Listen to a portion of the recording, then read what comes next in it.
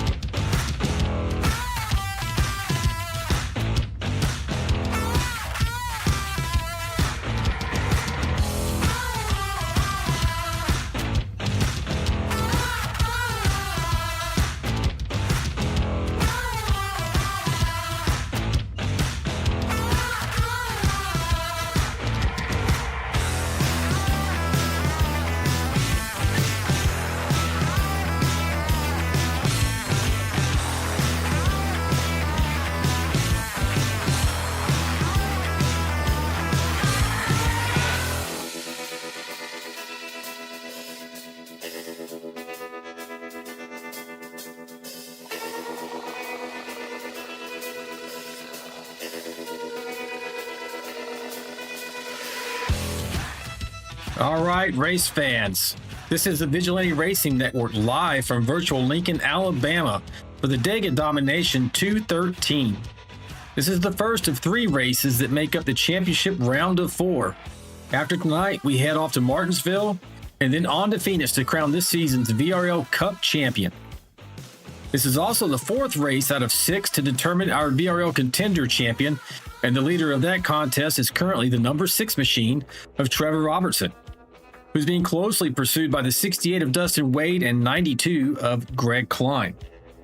My name is Alan Vaught, along with Ricky Wittenberg in the booth, and we'll be bringing you all the excitement and racing action here tonight. Right now, we'll get you started with the session details for this event. It'll be 80 laps here tonight, folks, here at Talladega. That's a 213-mile distance. Fuel capacity is limited to 70%. They are not limited on tires. There is 0 fast repairs for this series, and it's an incident limit of 33 and 6, not 25 and 6 as you see on your screen. 33 and 6.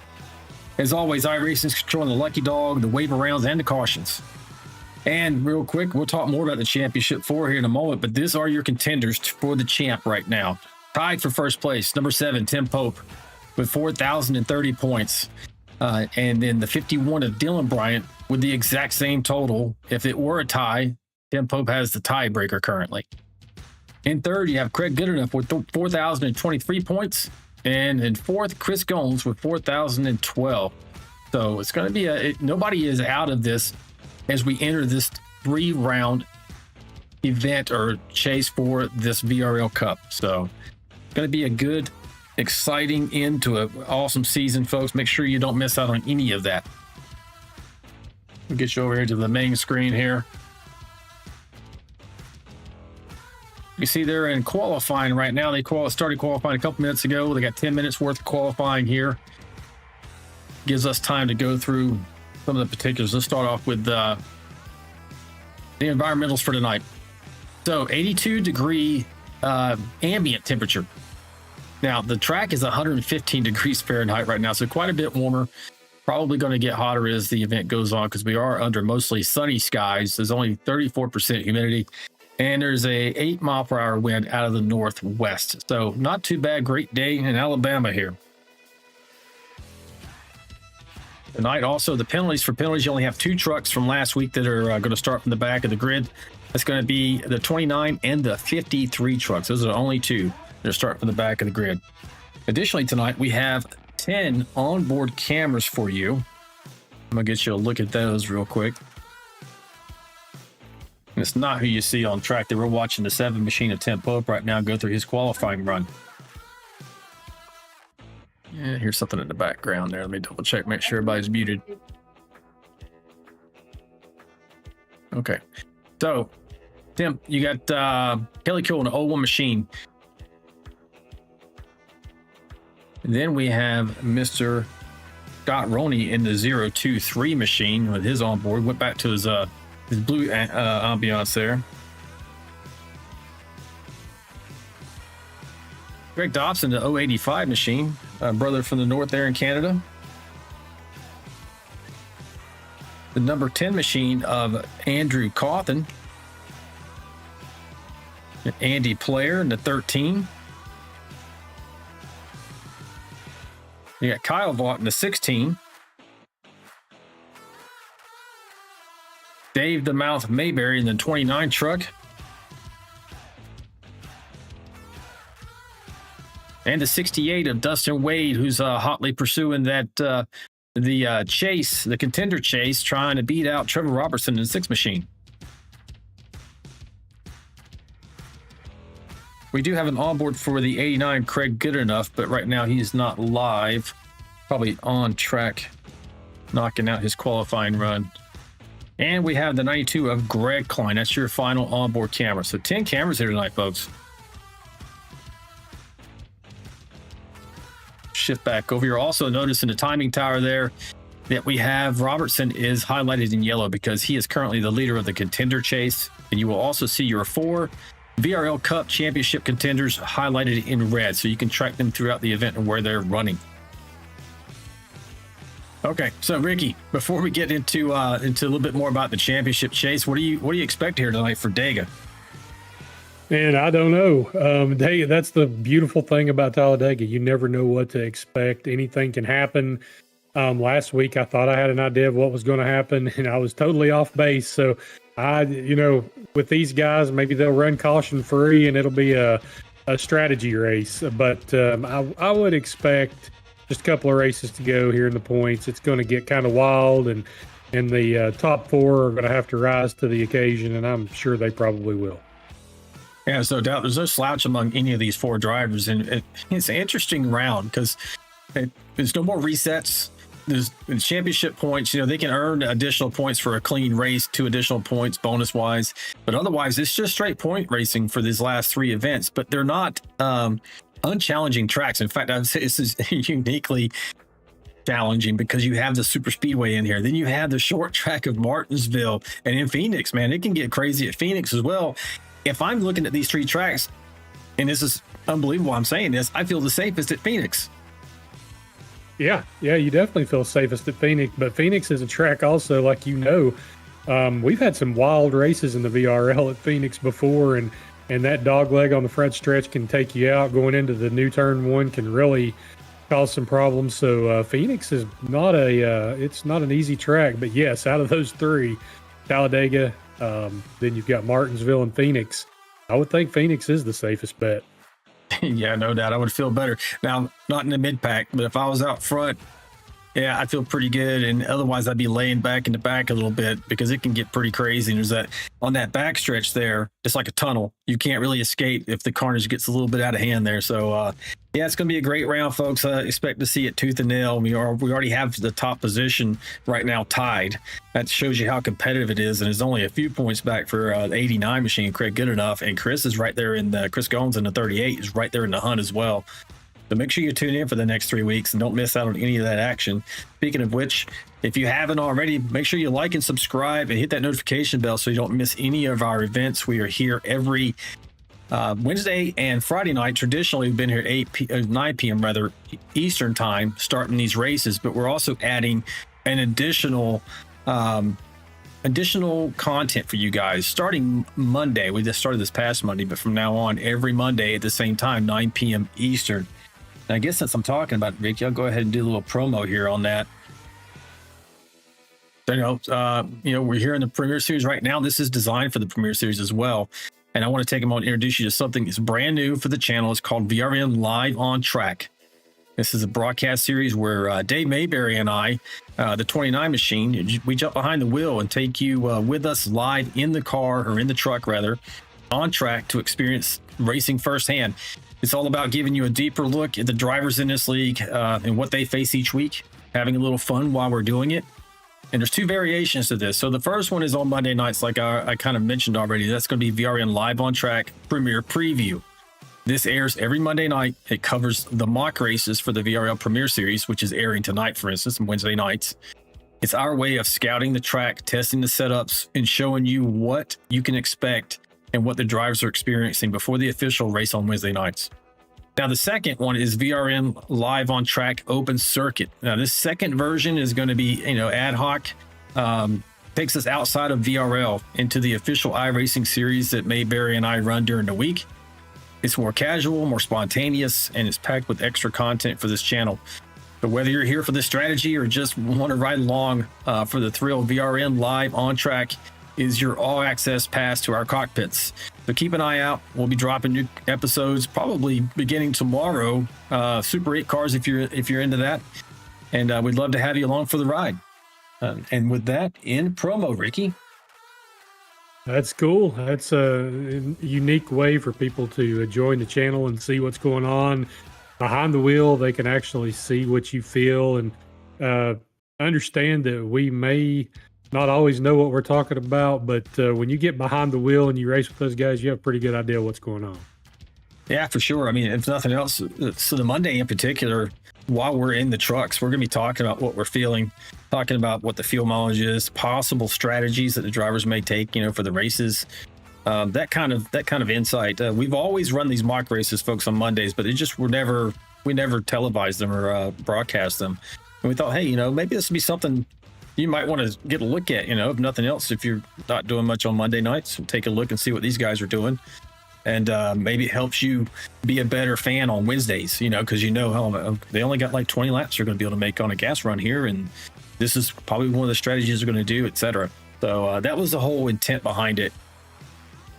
It's kind of like the old Inside Winston Cup racing, except you're doing it in reverse. You're doing the preview of the race and breaking it down before the race. On the Inside Winston Cup, they used to do the recap of the race. You're kind of doing it in the reverse order, but it's the same concept. Yeah, right, exactly. So I hope it turns out well. It did. We did pretty well on Monday night, and we're going to polish it up a little bit more and continue to improve and bring you guys exciting content. But tonight it's all about Dega, and it's all about the championship drivers, and not only for the VRL Cup but for the contender chase. I think that's going to be pretty hard fought too, Ricky, for the contender chase between Wade and right now Robertson has the top podium position.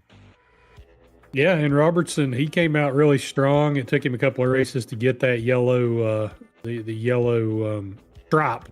And now that he's got it, trying to hold on to it, this is the biggest challenge for him probably tonight, to try to just bank as many points as he can, because we know, based on the last time we raced at I think it was Daytona, at a big plate track that was in Atlanta, that Dustin Wade came through and won the race in the VRL. Yeah, sure did. And been running strong ever since. Now, we have finished up qualifying. We are grading up, so we'll run through that for you, folks. Looks like Jonathan Osborne has taken the top spot here tonight for the pole in the 81 machine, followed by Tom Barish, Dylan Bryant in third, Albert Anderson, America's driver, in fourth, Greg Dobson fifth, Craig Goodenuff sixth, Tim Pope is in seventh, Chris Gomes eighth, Mike Adamson ninth, and Dustin Eaton in 10th. And you got Jack Dixon, our Canadian friend, 11th, Andrew Cawthon 12th, Andrew Player 13th, Kyle Vaught in 14th, Dustin Wade in 15th, Kelly Kill 16th, George Rincon 17th, Trevor Robertson 18th, Mike Everidge 19th, and Scott Milner rounds out the top 20. John McAdams in 21st, John Schoenbach, the closers, in 22nd. 23rd is Dion Jones. Scott Roney is in 24th. Dave Mayberry's 25th, Greg Klein 26th, and rounding out your 27 truck field is John Gallagher. So hey man, it's going to be I think it's going to be an awesome race tonight. I expect a little combination, Ricky, of a little bit of carnage and some green flag running, honestly. Yeah, I would think that they're going to try to play it safe for a while, I would think. It always seems, though, around that time that you're going to make the first pit stop, people start getting anxious and they need to try to dive on pit road. They're trying to get down, and we see a lot of wrecks coming into the pits on those first green flag pit stop cycles. So if they make it there, that'll be the key. I mean, that really changes the whole complexion of the race, because you've got to get in and out of the pits really good on that first run to try to stay in the pack, because if you do, you're set, and if you don't and there's no caution, you are just dead in the water. Yeah, for sure. This league in particular, they are outstanding at their pit stops. So they really got it dialed in. So if you can lose a race there real easy. But before we get around here and take this green flag, Ricky, you want to take a pick on the chat? Yeah, let's head on over to the chat here and see what's going on. We've got the Anderson clan in here. They're saying hi to Lori. Greg Dobson says Dega. Tim McAdam, 1/10 from first to 23rd. That says a lot for the drivers. Good job. It's true. 1/10 from first to 23rd. That's crazy. Kenneth Womack says, let's go Bryant and Nicole Walsh. 51, let's go. So he's got, Bryant's got some fans in the chat tonight. Tim Brown, what a tight field. And Mad Wit says, go number 99. So another Albert Anderson fan out there. So the Andersons, that's her dad. So, dad, yes, Albert Anderson. So cheering on dad out there. So Anderson's got a lot of family and friends out there watching, and we know, Alan, that the plate track, he may be the man to beat. Yeah, there's no doubt. He is the super speedway king right now of this league. As we should be getting set here. You should see that truck pull off, folks. And there she goes. The flag stand is controlling the first start of the race. So the green flag is going to be on the starter. After that, it'll always be on the leader once they get to the restart zone but not this time. 81 and 35 are both going to have equal starting opportunity here. And we are green and underway, folks.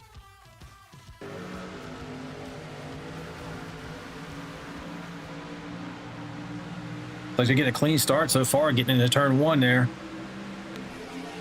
No issues at the moment. The 81's got the slight advantage over the 35. You got 99 on the outside. He's running a Budweiser scheme tonight there, Ricky. Don't think I've seen Albert in one of those. As you see somebody get pushed out of line right there. I think that's just somebody, maybe Mike Adamson, taking it to the back, just going to try to save his truck for later. You know, that wouldn't be the first time I've seen out of Mike. He's always trying to make sure he's there at the end because you can't win it, obviously. And these guys have no fast repair, folks. This is all they have. If they wreck it at this point, they're out of the race.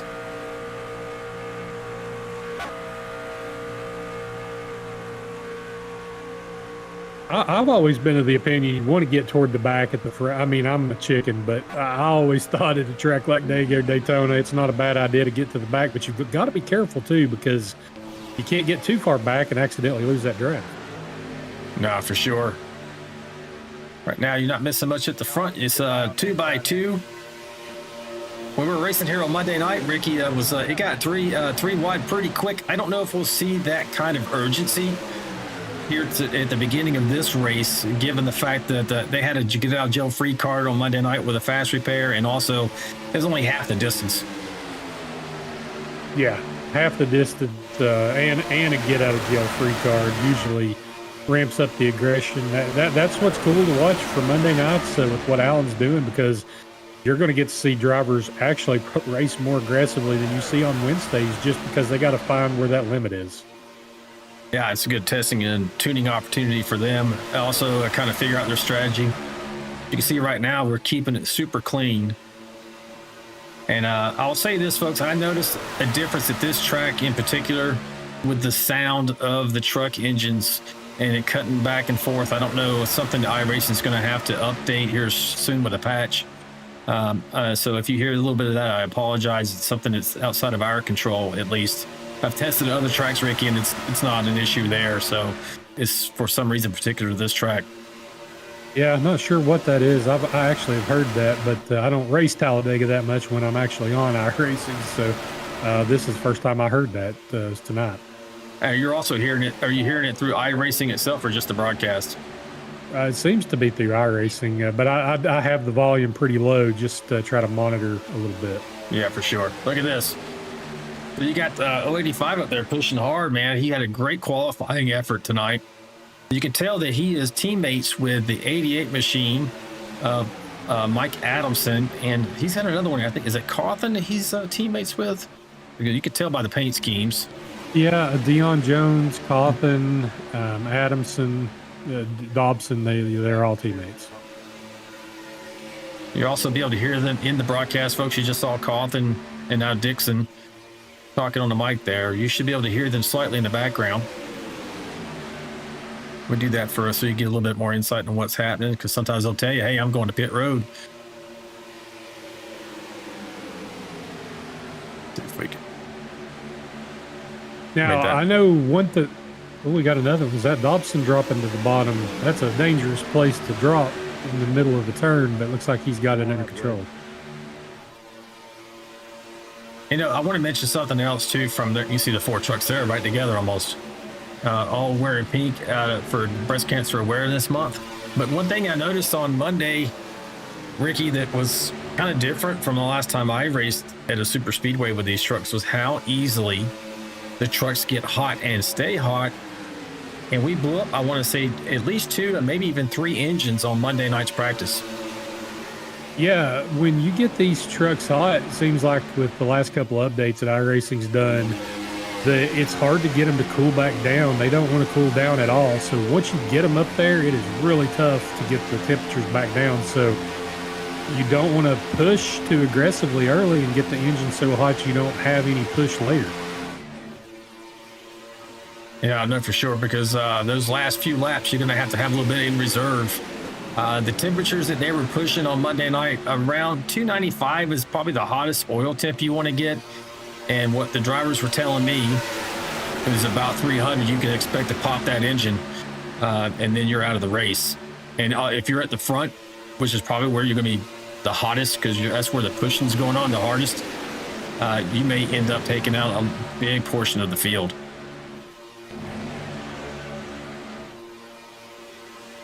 Seems like everybody is trying to mind their P's and Q's early. I think we got a little bit of pushing going on, but it's friendly pushing. It's guys getting just a little bit of a pushing somebody out front and then backing off. When we get down to 80 lap race, you get down to lap 75, they're not going to be lifting anymore. No, it's all in at that point.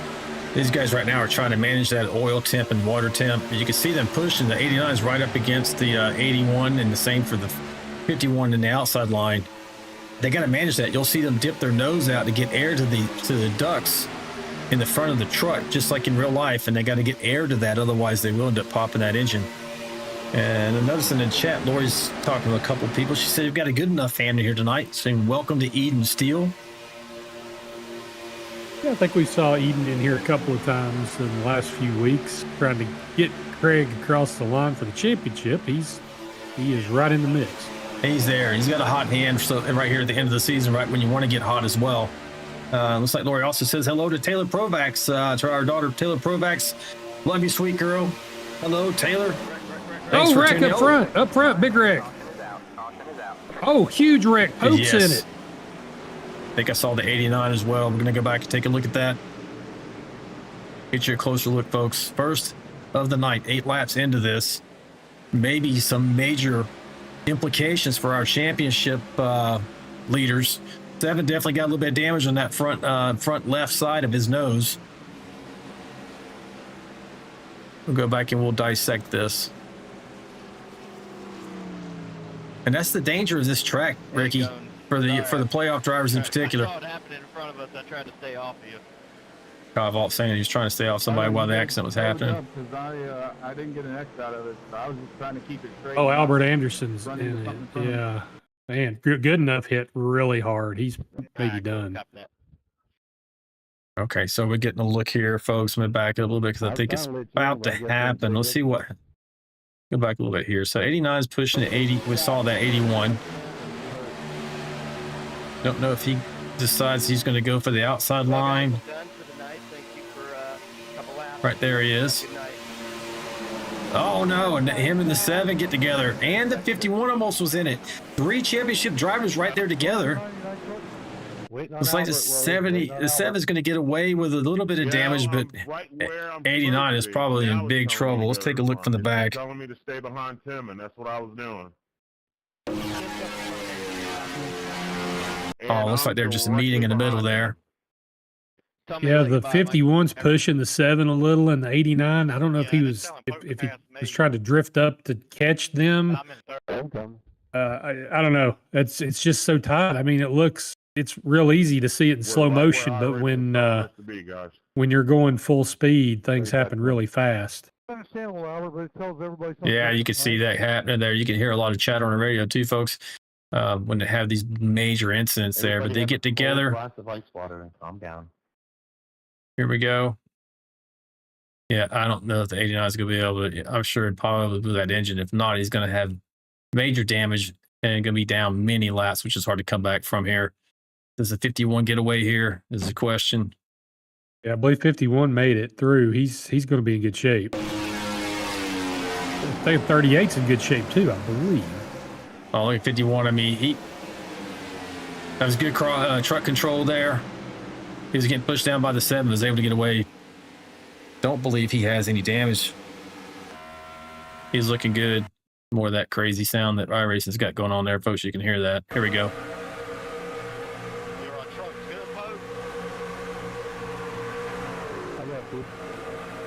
Just a little bit of a push there. No real damage. It could have been way bigger than it was. I mean, it still has implications good enough. I mean, that he's in big trouble. I think Tim Pope, he's going to get his repaired. Anderson, he hit pretty hard. We'll have to see how much damage he has to repair.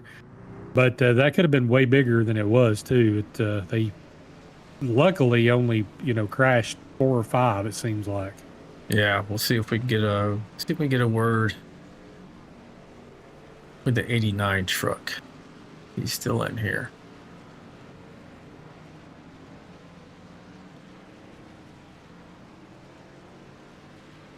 Yeah, he is. We switch over. Man, I feel for him, man. This is not the way you want to start here. He was not in the lead. He was just barely out of the lead for this championship, and then this happens to him. If we can get a quick word with the 89 machine. I don't know if he's in his truck. He is. He's smiling. Looks like he's taking the gloves off, though. Yeah. Hey, Craig, it's Alan and Ricky in the booth, buddy. You got us. Yeah, what's up? Man, that is not the way you want to start out your championship round. Do you know what happened? Just searching for air and trying to get a little bit of space, but they don't. It's all good, man. Super speedway racing. Yeah, it's definitely the danger there. It looked like you were going to be fast here tonight and certainly competitive. Hate that for you. Are you going to be able to get back on track, or are you completely busted up?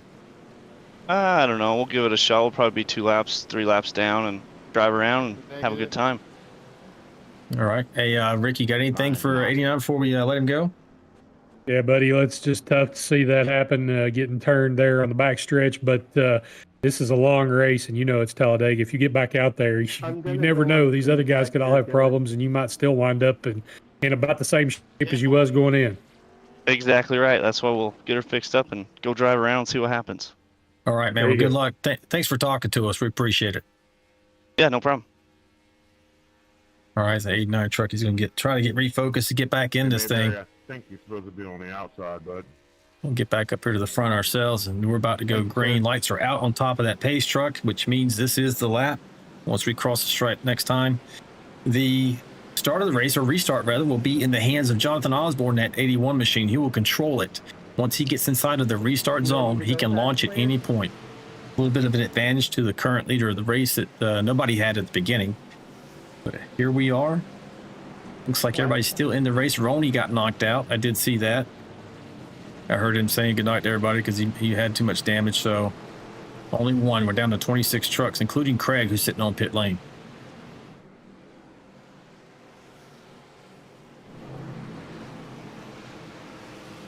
The one thing I like, good enough, we saw him, he was smiling. He's very disappointed, but at the same time, he knows this is plate racing, and, he's still got a good outlook on the rest of the race, even though he's going to be fighting behind the 8-ball. If that was me and I was right there in the points, a couple of races to go, and got wrecked and felt like I was out, you wouldn't have been talking to me. I've been laying on the floor crying, probably. No, not for sure. I wouldn't have taken it nearly as well as Craig did. Just ask Lori. She'll tell you. But here we go, folks. The truck is off. The pace truck is off. And as soon as we get to this blue paint on the pavement here, he can go at any point. And he's choosing to launch towards the end. We're back under green. 81 gets a little bit of a jump. Got Dylan Brown on the outside. So he got away with, talk about a close call. I'm sure that he was definitely clinching that wheel at that point. Did a great job to be able to get through that. He's got Kyle Vaught right behind him, pushing hard. This should be a good, and the 01 of Kelly Kill. A couple of really good super speedway racers right there. Albert Anderson was up front there. I give you a heads up, folks. He's down to 21st. Don't know if looks like he's dropping back right now. You see him in that red truck. I didn't see Ricky. Did he get damage out of that fiasco? Oh, definitely. He was he caught good enough as he came back down. Albert hit very hard, so I didn't know how bad his truck's going to be torn. So you see the 51 machine drops down to that low line to take over the lead, putting Kyle Vaught as the leader on the outside. And he's being pushed by Kelly Kill in that green 01 machine right there. And we're getting a look at his in-cockpit or real-life cockpit there from behind his rig. Three-panel rig there with a fourth panel up top with Zinfo. He also told me tonight, Ricky, that he has those lights you see, the green lights right now, set to iRacing. So if we have a caution, they turn yellow. I think they turn they use flash white when they go. We get the checkered flag, etc. He's got a couple of different ones going on there. Yeah, that's really cool. I heard him explaining how he'd done it. I think if sounds like I would have needed a mechanical engineer degree to figure all that out. So Kelly come up with a really cool system there, though. I think Kelly is an engineer, so that kind of makes sense to me. That's true. I'm definitely not an engineer, so good for Kelly. So you got 16 out there holding that outside line, being pushed by the 01, who is arguably within this league the best super speedway pusher we have. Probably between him, it'd be a toss-up between him and the 99 of Albert Anderson.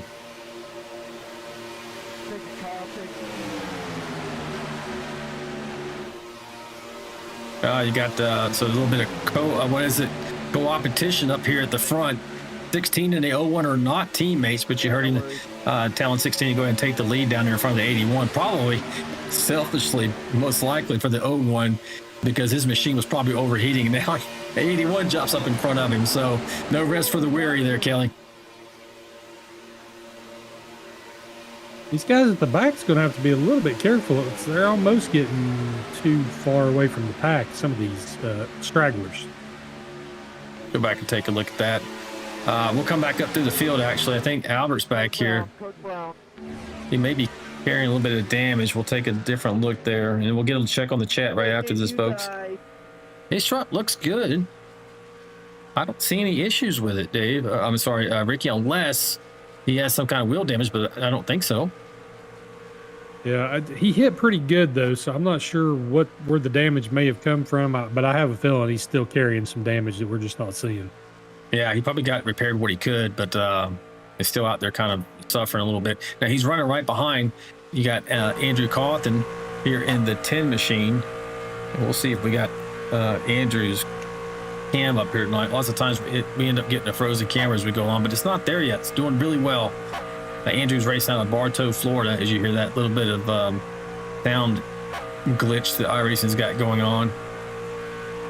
Can be a little bit annoying, but you see the look from Andrew's cockpit in real life. He's got a 3-panel as well, really immersive.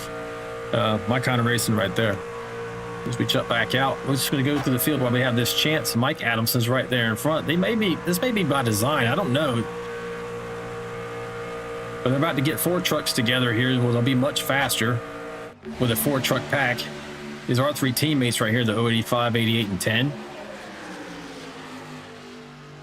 And let's see. Dev Dobson there. You got right here the 4-truck is the 4th in the team right here. He's running 21st. We're going to jump on forward here to Tom Barish. He is in the pack. You see 89's back out on the track. We'll see how this turns out for him tonight. How many laps is he down? Let's take a look for Craig. Good enough. You know, he's only on like a lap down here, Ricky. It's showing that that's what I see. What are you seeing? Yeah, that seems to be what I'm seeing too, minus 1 lap from That's the kind field, of shocking. So, yeah, and that's real damage control right there to only be 1 lap down. Yeah. So, and he's keeping up with the pack, that's good too. You can see he's carrying some damage on his spoiler and the front end. He's not going to be fast out by himself, certainly not in front of another truck, but if he can hang on to the pack, that's going to be money. We're riding on board right now with Tom Barish out of Gulf Coast, Mississippi. Tom is down 17 spots from where he started. He had a great qualifying effort, but right now he's running in 19th. Same for Tim Pope. You know, Tim's down 11 spots, but we saw what happened with him. He got caught up, so it looks like his damage is pretty well repaired in that left front of the truck. I'm sure he's thinking big picture here. Boy, we got some action up front when they got 3 wide for the lead there. Yeah, I see it getting sketchy up front, Lori says on the screen there. So you see that come across.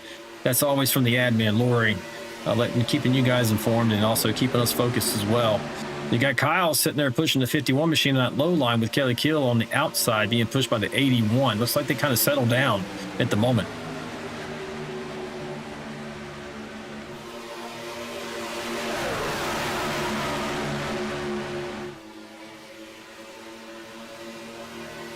Yeah, looks like it's calmed down. So we'll go back here and continue on with our through the field action we had going on.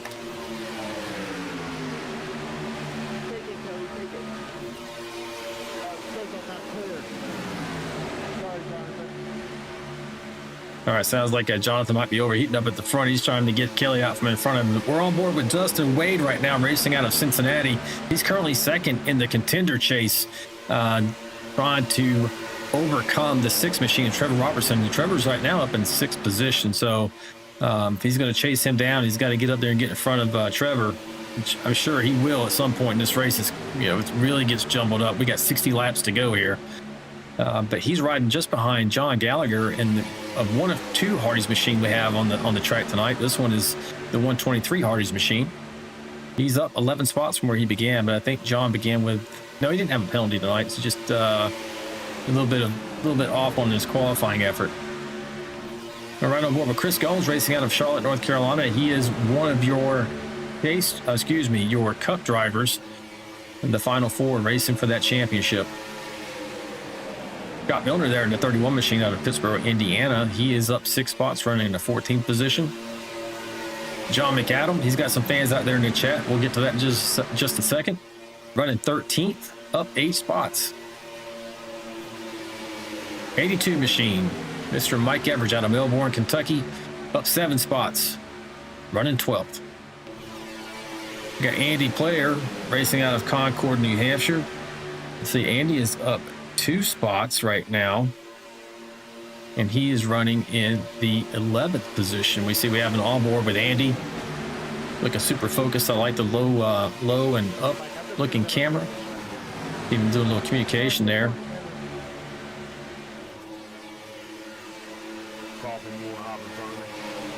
And going on forward, we got George Rincon in the 10th position, up 7 spots so far tonight in that 28. John Schoenbacher in that Coors machine you see there on the outside, the 12 machine. He's running in 10th, up 12 spots. And Dustin Eaton out of Temple, Texas is in 8th position right now, about to go 3 wide, looks like. He just passed, he's passing Mayberry. Mayberry's on the outside there, dropping back a little bit. Mayberry he did have a penalty. He's in 10th right now, up 15 spots from where he began the night. And we got Greg Klein. Greg is right now up 20 spots, running in the 6th position. He's racing out of Owasso, Oklahoma. Greg's always fast at these tracks. I expect to see him in the mix towards the end. Back under Superman himself out of Stem, North Carolina, Dylan Bryant in the 51. He is down 2 spots from where he began, running in the 5th position right now. But this is how the I guess, lazy Susan carousel sometimes happens at the front. That outside line gets a run, pushes somebody out to the bottom line, and then they rinse and repeat, folks. But having a good run here, dodged a catastrophe earlier, but it's not over yet. Jonathan Osborne's up next out of Woodbury, New Jersey. He's leading that outside line just in front of Trevor Robertson. Trevor's giving him a good push, maybe get him out to the front. Trevor's racing out of McCrory, Arkansas. Again, he is our contender chase leader right now. That's why he has the yellow spoiler and the yellow banner on his windshield. And then Kyle Block having a great run so far here tonight. Kyle is running up 12 spots in 2nd from where he began this race. So having a good run so far, looking super focused. Racing out of Chicago by way of High Point, North Carolina. So he definitely has his roots in NASCAR country. And then out in front, we have Mr. Kelly Hill, your current leader.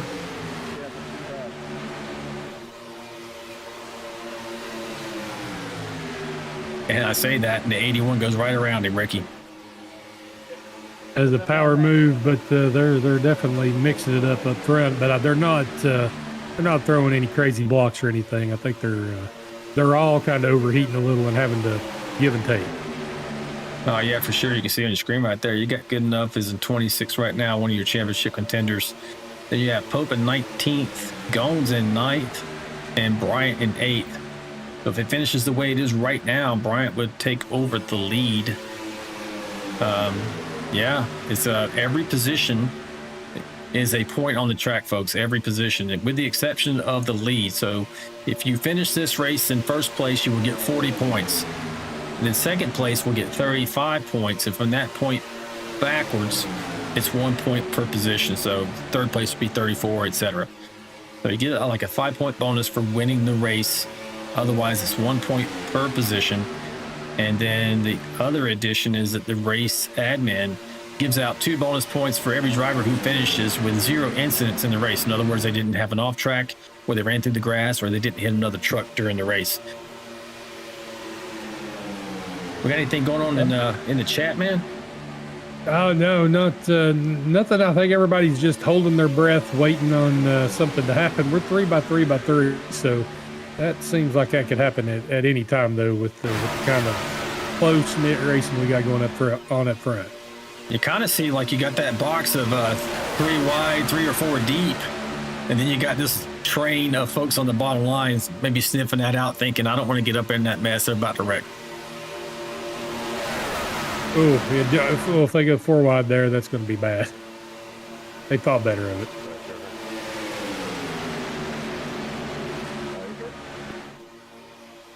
Yeah, they're doing a great job here. We fully expected them to go 3 wide here with no problem.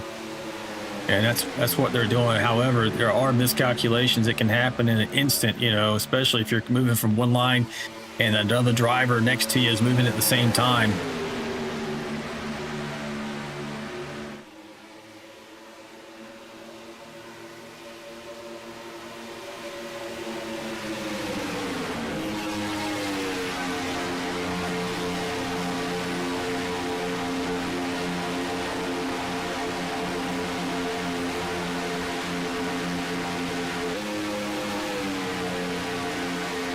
Yeah, they're doing a great job there. That outside line can get some momentum, but with 2 trucks, it's not nearly going to be enough. Running here on Monday night, we could get 3 trucks. You could kind of get up there and mix it up with them, Ricky, but the likelihood of you pushing someone out to the lead from that top line with only 2 or 3 trucks, especially 2 trucks, is unlikely. Yeah, you have to time your run just right to get 2 trucks to work, especially. You'd have to catch the pack and go up there and not get blocked, and the guy behind has to really be given a huge shove. But even then, you're probably going to stall out about 3rd. So you got Kelly Kill up here really pushing 81, and you got the 6 machine on the outside pushing McAdam. McAdam's got some people in the chat tonight really pulling for him. That's great. Tim Brown's out there thinking things will get wild before this thing is over for sure. And Nicole Walsh saying, "Come on, Dylan, you can do this. You got it." He's probably just playing safe right now, riding right there comfortably, maybe saving some gas, folks. Also because the 2 machines out front, the 81 and 47, they are going through their fuel at a much faster clip than the rest of them, because they're running full throttle. They're busting through the air, while the other trucks are able to run part throttle, maybe 75, even up to 80%, depending on where 50% throttle, depending on where they are in that line. Big difference, makes a big difference when they hit pit lane under green, because that's less time that they have to fuel up their truck, which is the longest thing. 4 tires, no problem. It's that extra fuel that's going to get you on and off pit road.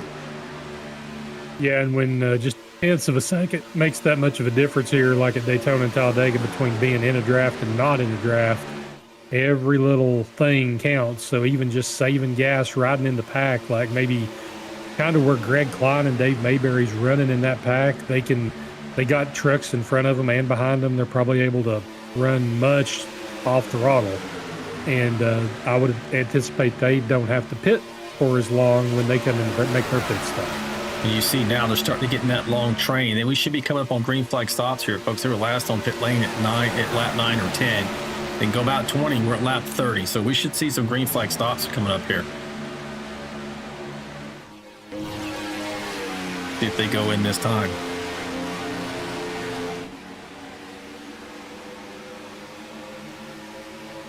Nope, no takers so far. One more round, but you can see they're definitely preparing, Ricky. They're getting down that bottom line, getting ready to get on pit lane.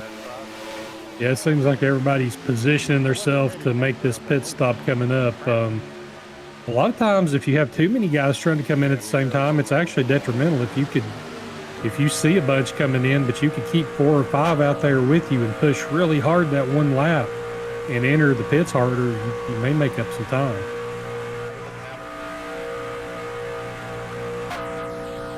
Riding on board right now with Kelly Kill. He's racing out of Oshkosh, Wisconsin. He is the pusher for this train. Let's see, we're on 31 coming to lap 32.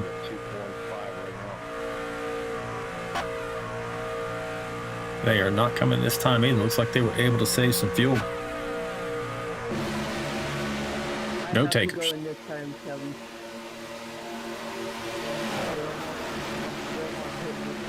They're going to be pitting this time, Alan, some of them. Hear Kelly on the radio there too.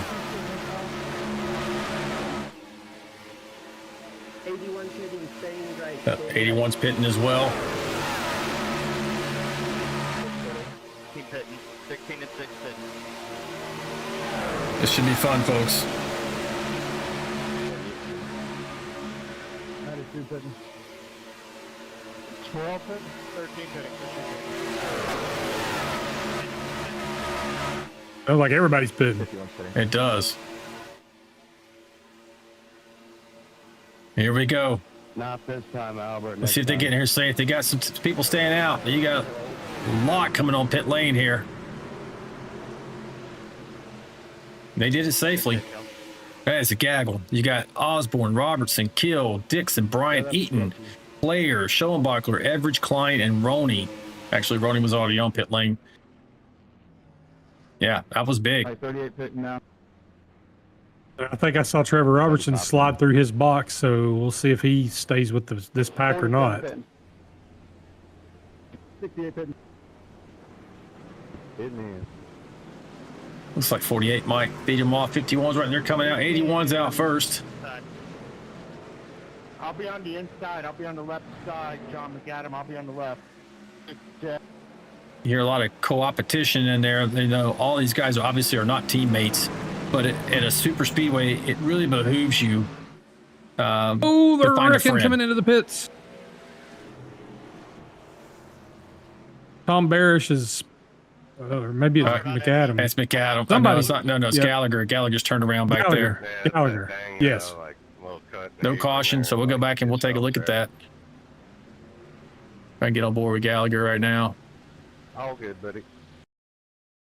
Unfortunately, I got that didn't register. Here we go. We'll take a look at it here. Good size amount of trucks here. Gets in there kind of hot.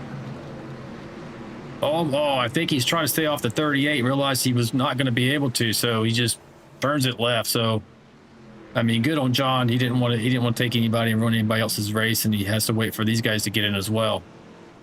But really, it's going to cost him. He's also not going to get off pit lane with any help to be able to draft with, most likely.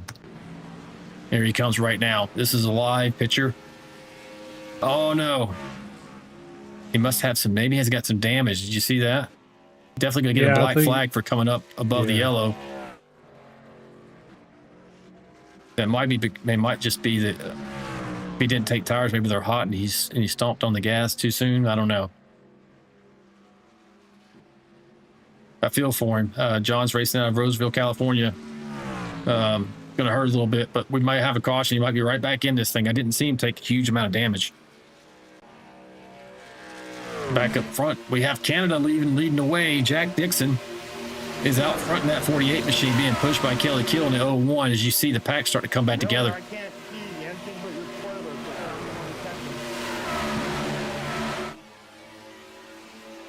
spoilers. Got Ryan Perez out there to chat saying, let's throw a debris on track yellow for good enough. Go ahead. I was going to say, I thought that Good Enough, Hope, Wade, those guys that pitted the second lap, I thought they was about to be in trouble and lose the draft, but it looks like most of them stayed in there except Barish, who had the incident coming in the pits. You can see this long train. So they all got lined up because that's the smart thing to do and make sure that you have a fast pack to catch up with everyone. Otherwise, you might be out of this race pretty quick. But you can see the pack is coming back together. Looks like who's in the back of this thing? right here, like Tim Pope in 17th. So this is your top 17 you're looking at right here. And I think maybe the 89 mixed in there as well. Okay, good enough. Take a look, see if he's in there. Let's see. Click on Craig. Yep, he's right in the middle of this thing. Right there, not in the middle, right towards the tail end, right in front of 7. Man, really clean race so far, Ricky, which is kind of what I talked about. I mean, we might have some carnage. I think maybe if we get a late race caution, we're certainly going to see more carnage. But I kind of expected this after Monday night. They ran pretty clean Monday night, too. Yeah. These guys have got used to racing each other. They know their tendencies, and they everybody understands no faster pairs. You got to make it to the end.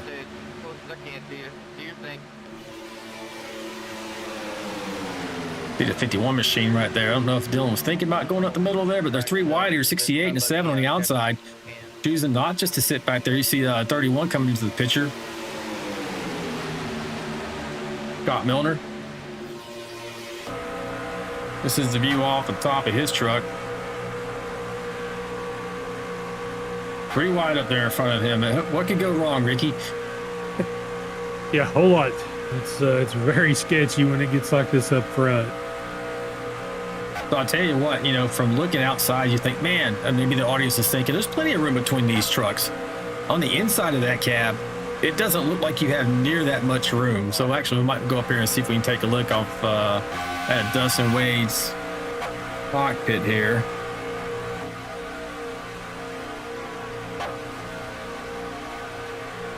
That glitch is really not good. There's not 3 wide right now, so it doesn't look as crazy. But when they go 3 wide again, we'll show you how that looks. But him and the 7 got up there into the mix of following 51 and the 38 on that outside line. Looks like we're pretty well settled out for the moment at lap 38 coming to 39.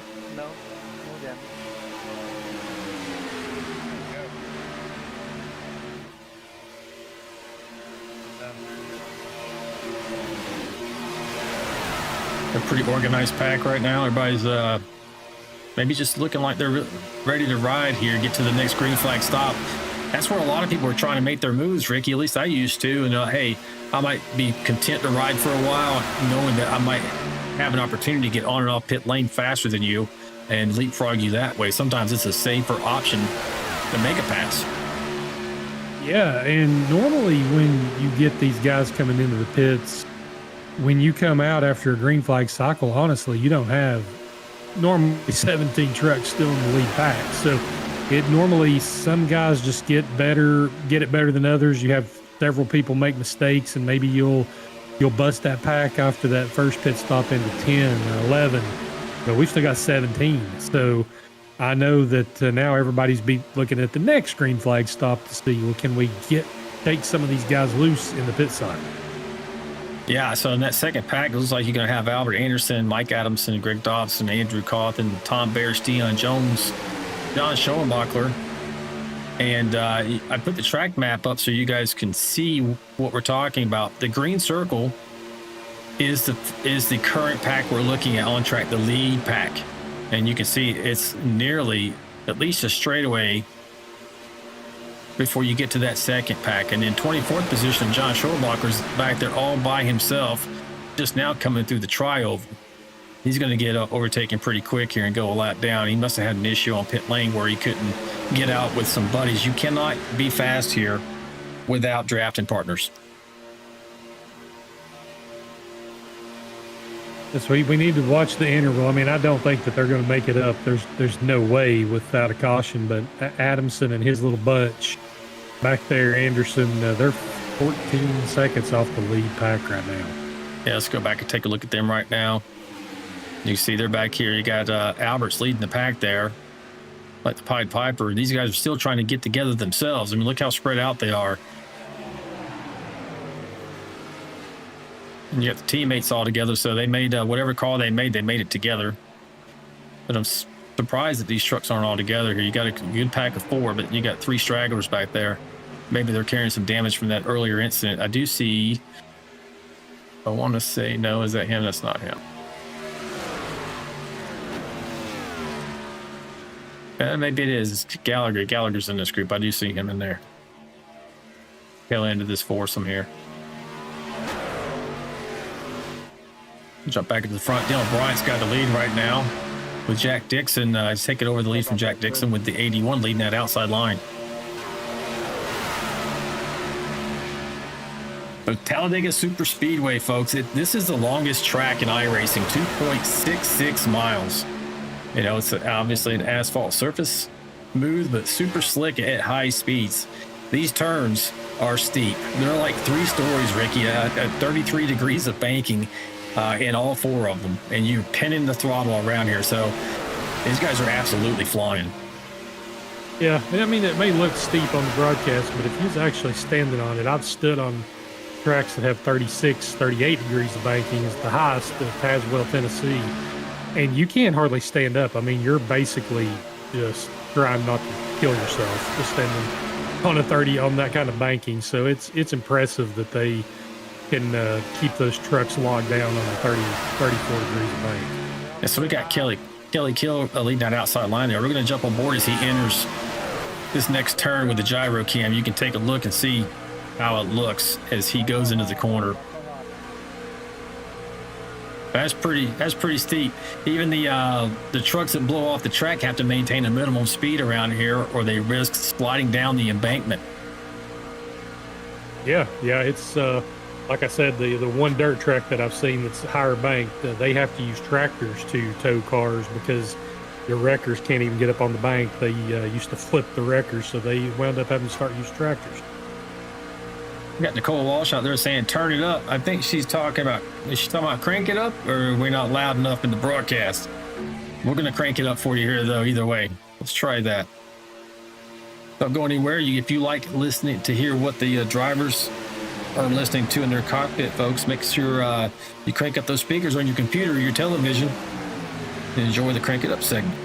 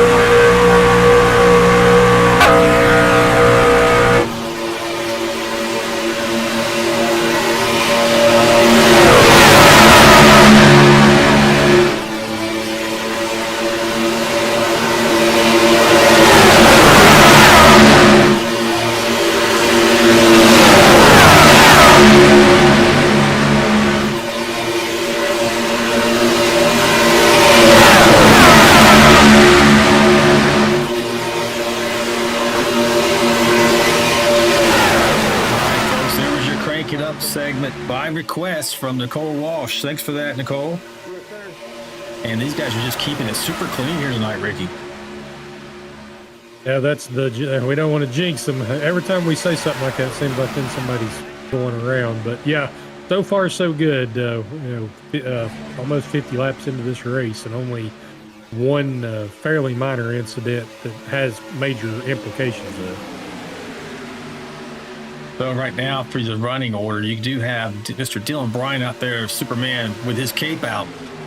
In the 51 machine, leading the race with Kelly Kill right behind him in the 01 Monster machine. Jonathan Osborne's third, Jack Dixon fourth.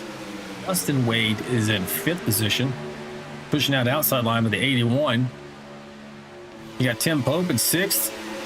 Kyle Vaught right there beside him, running in sixth, seventh. These guys are passing back and forth here.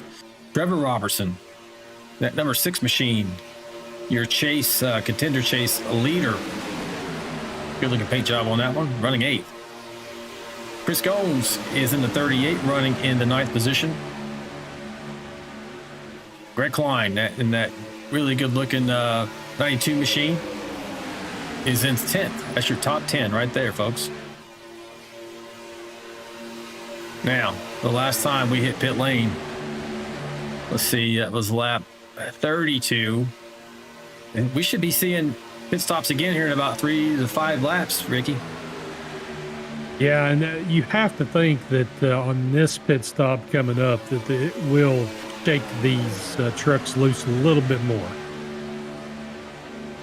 They got Kenneth Warnock out there in the chat saying, hey, let it fly, Superman, good driving. Oh, he is definitely letting it fly here.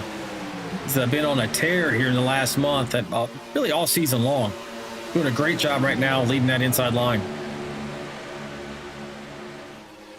And a little bit of the windshield wiper pushing, and that's when you can get in trouble.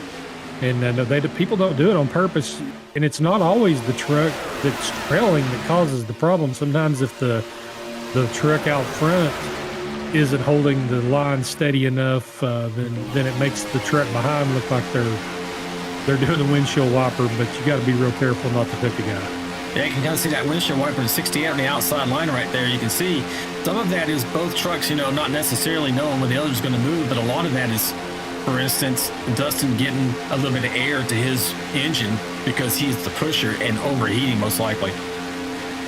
Yeah, trying to get the corner of the truck out in some clean air so it doesn't overheat as fast, because when you're sucked up to the truck right behind you, you have no air coming to the intake. Got Nicole Walsh out there in the chat again. She says, I have to say, you guys do a great job with all of this. She truly enjoys it. Happy to support a good friend in the 51. Well, the 51 is supporting you by putting in the win tonight, Nicole. He's looking to bring home the trophy and the championship.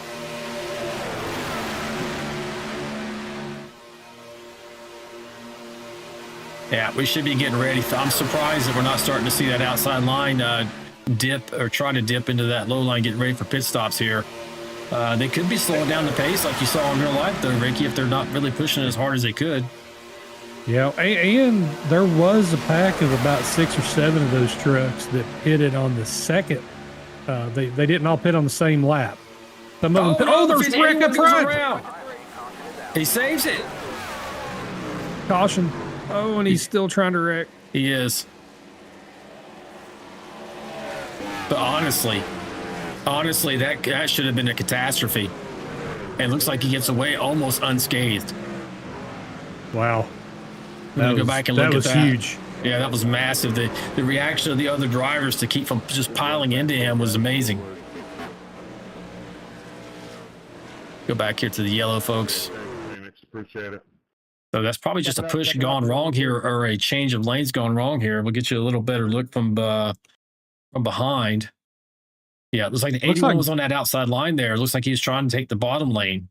What were you going to say? Yeah, it looks like Kelly Kill may have been pushing Dylan Bryan at the same time, and I bet Osborne didn't anticipate them coming into the corner that fast. So we'll get a good look here. This is the chopper cam. You'll watch that. The 68's pushing the 81. They get a run. They're making their way down the backstretch.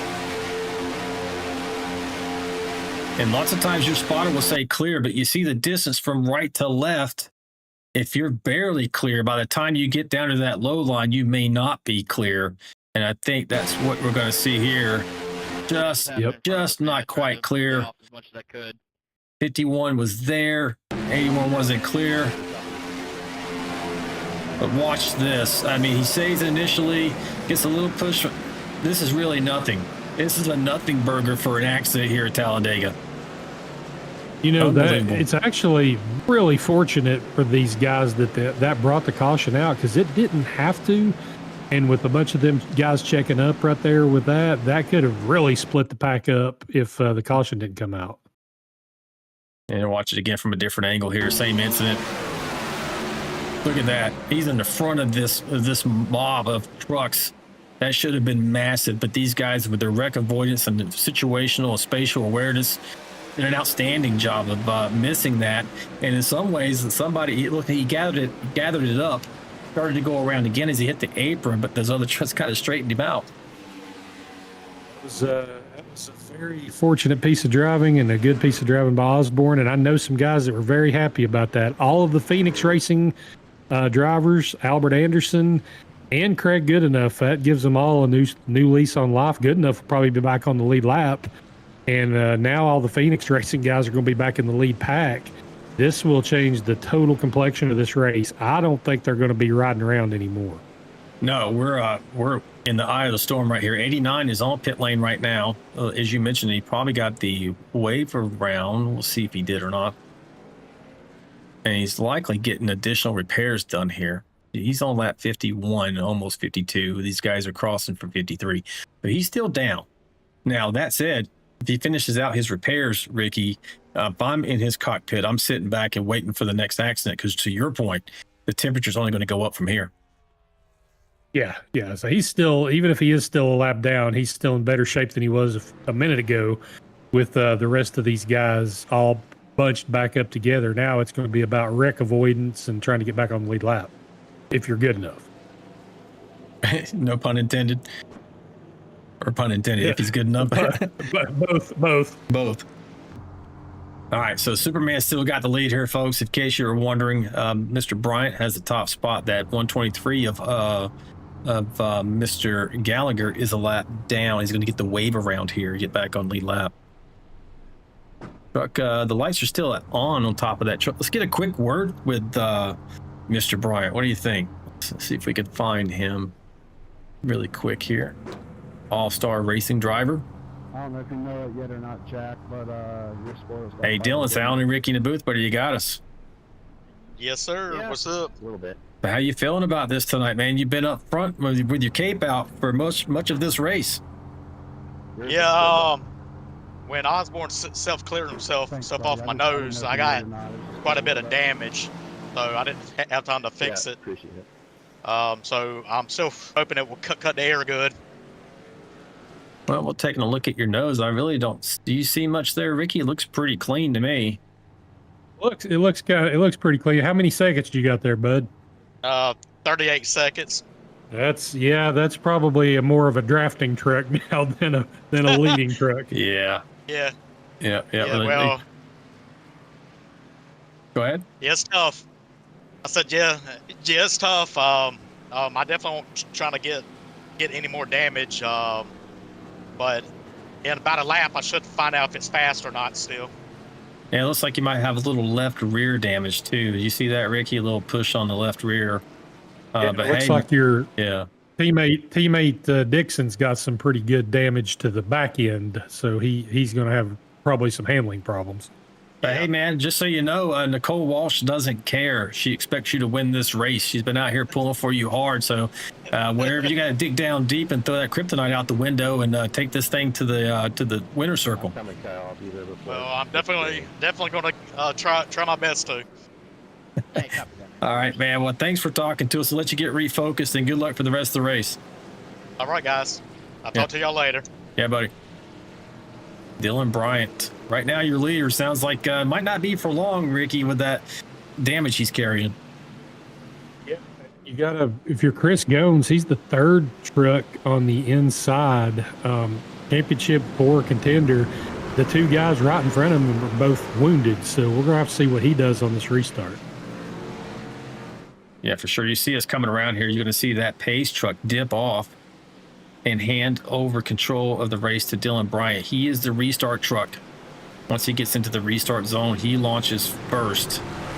If you launch before the leader does, you'll get a black flag. So Kelly Keel's perfectly aware of that, making sure he just stays alongside. The question is what happens after that. So we're going to see, folks. Here we go. Looking forward to the rest of this race. It's going to be wild, I think.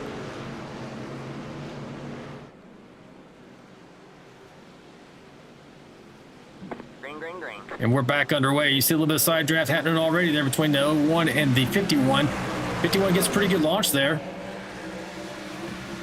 Looks like third position got Jack Dixon going to come up and try to help push him. Don't know how that's going to work out for him. We'll see. You got Dustin Wade in that outside line pushing Kelly Keel in the 01. The race is back on, folks.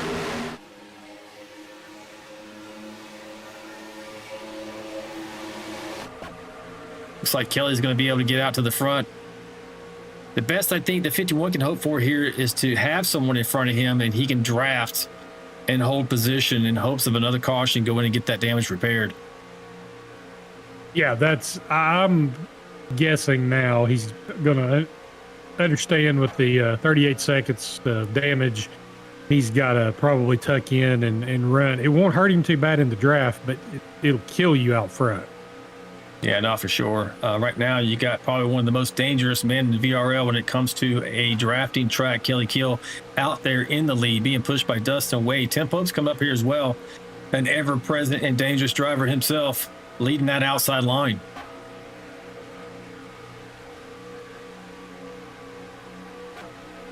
Yeah, this is going to get spicy. 24 to go, folks. 24 laps to go. They're surging on the outside. Andy Player's pushing really hard on the second lane there.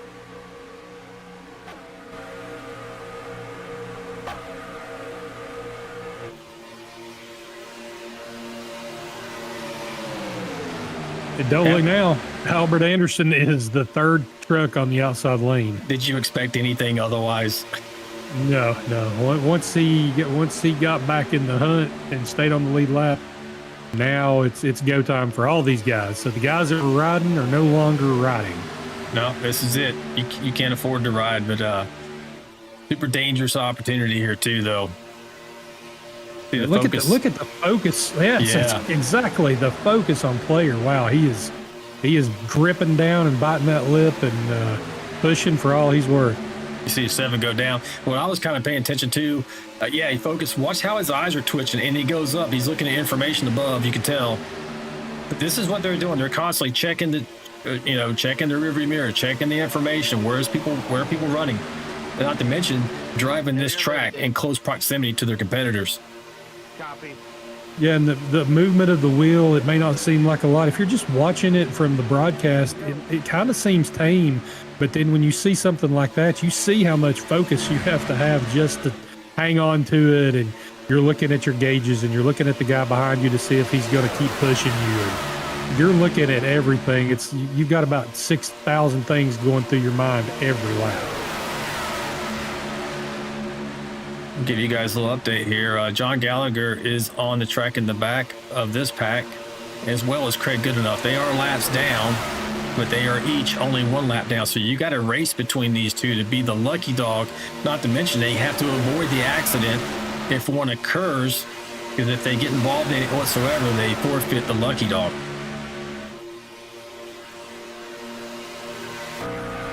Riding on board right now with the 89 truck. Craig's race out of Helper, Utah. Had a really misfortunate beginning of this race. Ended up nose first into the outside retaining wall, and has not had the, I guess, fortune or misfortune of others to have any cautions to be able to get back in this race until now, and still not on the lead lap. So yeah, you see him focus as well. See him moving his eyes around, looking at the different things. He's got a great setup there where he has 3 monitors. He's able just to look left and right. A lot of drivers with a single screen are going to have to push a button to look left and right within their truck. But he certainly has a lot going on there. It looks like he's laser focused at the moment. And if I'm in his shoes or I'm running at the moment, I'm worried that I'm going to be involved if there is a caution. Yeah. I mean, but he has to stay up there because, like you said, Gallagher is also a lap down, and he has to stay in front of Gallagher. So it's a race in a race. Yeah, right now. So we'll go back and we'll take a look. You can see he's running right here in 25th. See Gallagher is behind him on the outside line. And he's surging. Let's see where, yeah, you can see 2 trucks, 3 trucks in front of him on the inside line, just in front of that 48. There's the 89. So John's going up here like, hey, I'm going to go to the outside line, try to get forward of the 89 in case there's an accident. That's his only chance to get back on the lead lap here. It looks like they're moving around a lot up front. Like, I'm seeing a lot of lane changes, and that's kind of not common from what we usually see. You kind of stay with guys, but these guys are swapping lanes a lot tonight. Yeah, you can see right now, Albert Anderson, Tim Pope, Dustin Wade all swapping the lead here. They're all leading their own respective lanes. It's going to come down to the pushers at this point. You know, you're a good draft driver, but you have to have an outstanding partner in that second truck in your line. I'll be there in a minute, Wade. See if we can go on board and see. I think the 023 is pushing that outside line. Oh, no, that's a 29. That's Dave Mayberry. Like he's falling back a little bit now. He's getting it back under his feet. He was driving that thing high, wide, and handsome. Yeah, it sure is. Just like Harry Gant. He's talking to Albert Anderson, trying to work with him on that outside line. See him going up. Oh, the off-center push. That was dangerous. Yeah, you got to, like, especially when you've got the closing rate like that, if you're off center, you got to be real careful. But if you just kind of let off right before you hit the guy, you can usually keep him from getting sideways. You can see him right now going for another push. Oh. He's square this time. That outside line's got 4 trucks, and they're trying to get something going there. We're 18 laps to go. They need to, yeah, they feel the urgency is starting to build. 18 laps is a long way, you know, at 2.66 miles, but it's going to go by very quickly. You're looking at about a minute a lap, so you're looking at about another 18 minutes of driving. Now, they're forward to the inside, 68. That middle line is kind of losing momentum. What about the pit window, though? I believe they're all going to have to pit one more time. Is that, player? Oh, four wide. Okay, back down to 3 wide. That was going to be sketch there. They stayed for very long. Yeah, at 53, they should have to go into pits again. And if we get the fortune as observers to see them do this under green, that's going to be a pretty sick experience, I think, especially with the urgency they're going to hit pit lane with. The odds they're going to make it under green with the way they're racing right now, though, holy cow. Yeah, you see a whole train of trucks back there. I think they're anticipating this wreck that you're feeling at the moment. And Kathy A out there in the chat saying, hang in there, guys. Yeah, I said it was go time, but I think that the Phoenix Racing bunch has a plan, and their plan may work out if they wad all these trucks up in front of them. Yeah, that, or they just want to make sure they get on and off pit lane safely. And then line up nose to tail and hope that they can outrun their competitors getting on and off pit road. Yeah, I mean, if they short pitted them by a lap or 2, that could actually work out really well in their benefit, as long as there's not a caution. Yeah, right, for sure. So we are 3 wide right here, folks. And I told you it looks a lot different from inside the truck. Let's take a look from the 13 of Mr. Andy Blair. Let's go inside of his truck. You can see, you can see what he cannot see, which is where he's going. You got that spoiler high and in your face. He's on the outside line there. You got the wall to the right. You got to make sure you don't hit that. And you can't even see the curvature of where you're headed. So you're kind of basing it off the truck in front of you. And then you got other trucks coming up along your inside. So this is, if you're claustrophobic, this is not where you want to be. So this is your nightmare if you're claustrophobic. Doing a great job there, pushing that outside line. He is the second truck in the line. So he is the power truck, I guess I like to call it, the power truck or the steam engine for that line. There comes the Phoenix trucks. They are all pitting. They are undercutting it. Here we go. This is their strategy. One of them got spun around. Oh no! Like Deion Jones, I think he got a little spin there. Take a quick look. Yeah, he did. Under braking. You know, just went around on him. Didn't do a lot of damage, but that's going to hurt him getting off pit lane with his teammates. Yeah, and when you only pit with 4, you can't have that happen. You need all those trucks. And can you believe it? Superman's still up here vying for the victory here. I mean, I'm not shocked. No, he knows. He definitely knows what he's doing. I'm surprised that he's got the speed, even with the push, to get in the front. But looks like he's got the speed. And Kelly Kill is, like you said, one of the best pushers, if not the best pusher in the league. Yeah, maybe that's how he's able to stick it up there. I mean, you got the 7 pushed by the 68. He's doing a great job. 7 drops down, takes over the lead. And honestly, Bryant may not mind that too much at the moment. He's not going to, if we pit under green, he's not going to be able to get any repairs done. He's going to carry this damage to the end. And we do have lap trucks coming up in front of them. I saw that in the distance. Yeah, and if they're positioning themselves for the green flag pit stop, Pope, the reason he probably made that aggressive move was to try to get, you want to be that lead truck coming into the pits because you can control the speed. Oh, yeah, for sure. As you see, the 01's able to back off the 51 a little bit there and cool off his engine, since you don't want to be pushing the pusher. In other words, the 3rd truck in line, you don't want to aggressively push the 2nd truck in your line, who is the engine of that. Otherwise, you risk wrecking all of you. Yeah, you can't push three trucks together in sync and make that work for very long. I mean, I've seen it work for a couple of seconds, but if you can make that work longer than a lap, you're a genius. So we're watching now. Looks like that top line starting to dissolve or trying to merge into the bottom line in preparation for pit stops.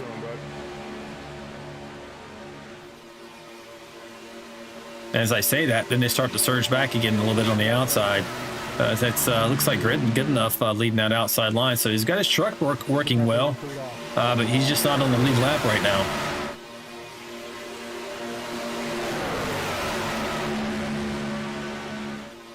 Now, the way this could still work out for the Phoenix trucks is if they crashed before they come into the pits, all these guys have got to pit.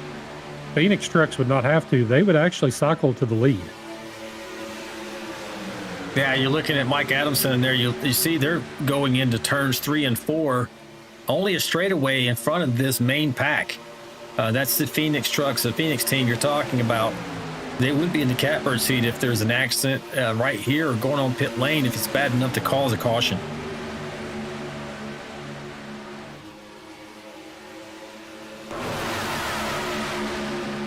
Greg Goodenough wouldn't mind a caution right this very second, as long as he's not the caution, because he has just unlapped himself the old-fashioned way. Yeah, it sure is. He is now at the tail end of the lead lap. And if he had a caution, he wouldn't even have to be the lucky dog, which is lucky to get on the lead lap, but unlucky in the fact you have to start at the end of the longest line behind even other lap cars. Right now, with only one other lap car out there, it wouldn't be that big of a disadvantage either way. But if he got it back this way, it would be, it still would be more advantageous. Yeah, for sure. 10 to go. When are they going to go in? They got to make this money stop. Is exactly what this is. You probably couldn't have drawn this up any better, Ricky, to have it so like nail biting. They're running as hard as they can at the moment, and they have to make a green flag stop. Yeah, and with the green flag stop, everybody's got to calculate how much gas they need, because if you're not careful, you could take too much and then be on pit road too long.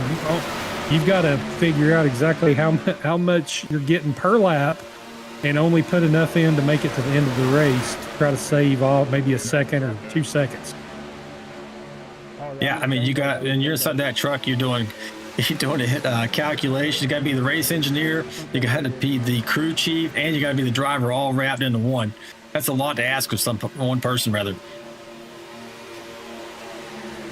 We got Lori out there in chat saying, great racing, guys.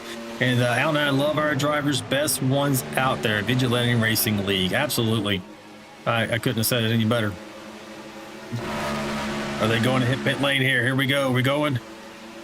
Got to be soon, Heard right? too many. I hadn't heard too many people yelling about it, so I'm not sure. Nope, not this time.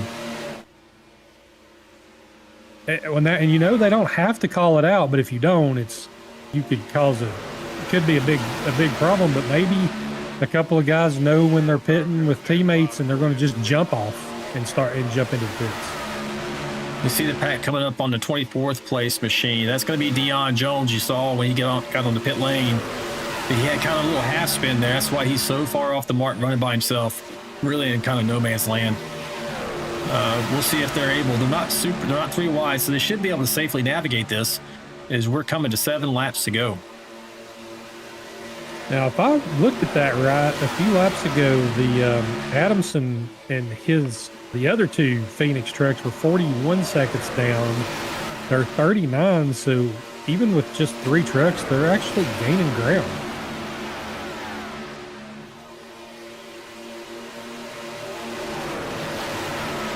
That's interesting, considering how big this pack is. Only 7 to go, and they hadn't pitted yet. I don't know. This is. I don't know what I would be doing in this situation. Well, right now, Tim Pope's saving fuel. Right, that's less time on pit lane for him, as long as he's following Craig good enough in the 89 machine. As long as he's not getting that truck too hot, and I don't think he is, because he's not right up on against his bumper.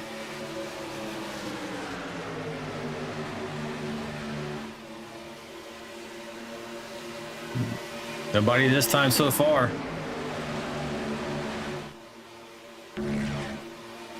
Well, hey, folks, if you like what you're watching, we are here every Monday, Wednesday, and Friday night, 9 p.m. Eastern. And if you haven't already, make sure you like and subscribe. Help out these drivers and support them. And if you don't want to miss anything, hit that notification bell, and you will be notified every time that we go live. 38 in this lap. 38 in this lap, I hear Gold saying. I didn't hear what Kelly said. I'm assuming the same thing. I think he was quizzing on if certain people had to stop one more time. I can't imagine if anybody could save enough gas to make it to the end. Yeah, no, here we go. Here we go. Oh boy. Land rush, folks. Safe so far, safe. Yeah, looks pretty safe to me. Look at that gaggle of trucks. Led by the Pied Piper himself, Tim Pope. 89 stayed on the track.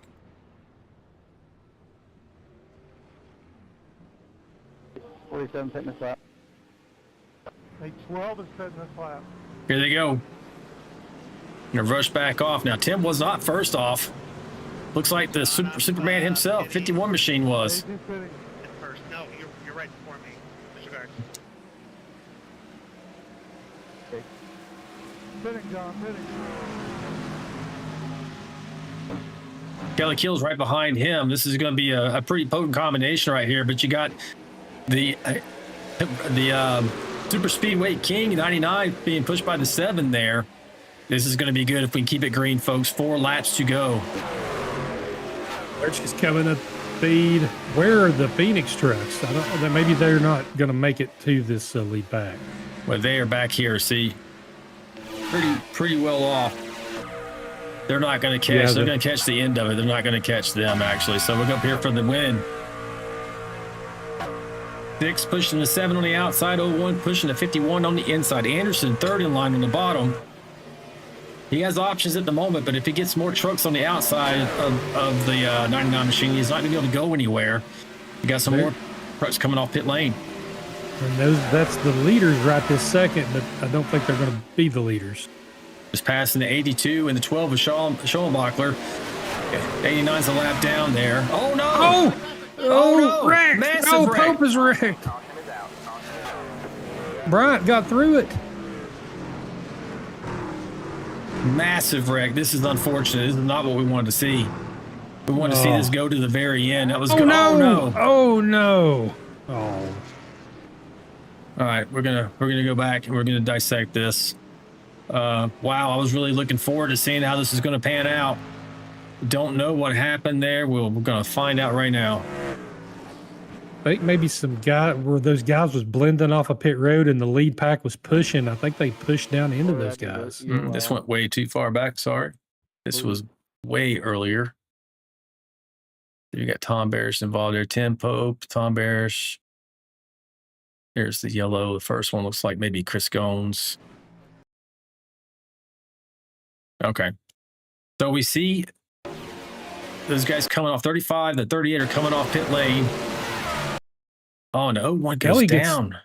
Does he get out of shape? Turned? I think he may have got a push. Checking up on the back side. Let's get a better shot here. I think he was pushing. I didn't. Let's go. We'll look at overhead here. Guys, I'm trying to catch up.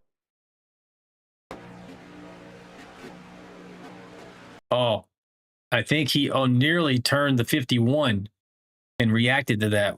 You see how? And then the 35 was there. Wow.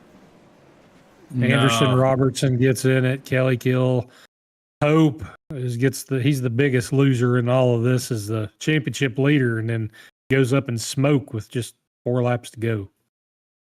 Yeah, this is, oh man, you hate that for these guys.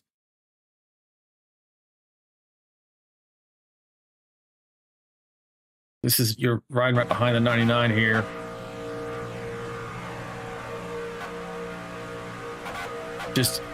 I mean, and they were below the yellow. I know he went up a little bit there and he pulled it back down. That's that being the 35 machine of Tom Barish. And it looked like the 01 just reacts because he thinks he's wrecking the 51 maybe. Yeah, that's kind of what it looks like. I think that's what happened. And the 35 just happened to be there. If he wasn't there, they'd have got away with it. Yeah, it would have been fine. Devin's involved. I mean, that's really going to hurt. Let's get you a line up here and find out what's happening. The Chris Gomes is in 26. He's on pit lane. He must have been pretty hurt by that. Kelly Kill's on pit lane. Trevor Robertson is involved in that too. That's your chase leader. Yeah, he was involved. Hey guys, Bryant went up a little bit high. I came down and got into the back of Tom Barish. Sorry about that, Albert, Tim, everybody that was involved in that. Sorry. It sounds like Kelly's saying what we thought we saw on camera was that he kind of got out of shape, trying to stay off the 51. Yeah, I feel bad though. I didn't see top down there. Dylan went up high, just boom, there's top. So again, I apologize, guys. And it's super hard to hear, not to hear, but to see behind these trucks. I've seen them washing up on the pit road some, so I did go up high some, but it was so close. I think Dylan Bryant's saying on the radio that he was reacting to the 35 washing up off of pit road a little, and he caused him to go a little bit higher, and Kelly was going to dive under him, and he didn't see that Barish was there. I think is the story that. So I'm not sure if it was Kelly reacting so much to thinking he was about to wreck Bryant. He thought he was going to be able to get under him and make a move for the lead, and just did not realize those guys was down there. Yeah, he thought that maybe 51 was going high, or certainly high enough for him to be able to get underneath him. We got one more lap to go for sure before we go green. This should be a green-white checker once we cross the line here. So this league only has one opportunity at overtime, folks. They will get the green flag. And on that first lap, if they have a caution, the field will be frozen at that moment. And where your favorite driver's running is where they finish this race. Now, if they get all the way back around to take the white flag, Ricky, then iRacing allows them to race it back to the line. So they'll continue racing on that last lap. Yeah, so we really hope that they're able to get to that white flag so we can see a true finish and not a frozen field finish. Yeah, it's been a great race so far. These guys have really put on a display of their talents.